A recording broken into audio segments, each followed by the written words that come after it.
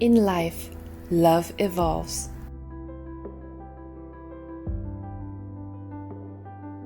We first fall in love.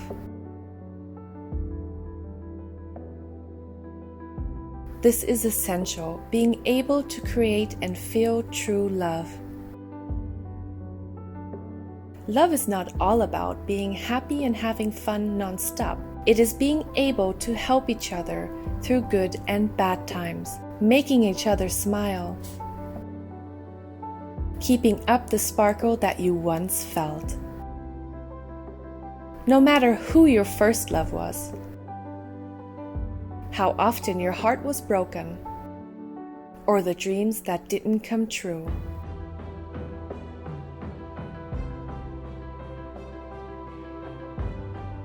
What counts is your last love, and what you define as love. As love is defined by those who love and how they love.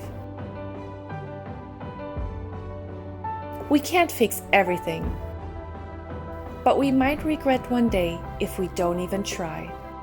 For love, life, and earth itself, be part of the change.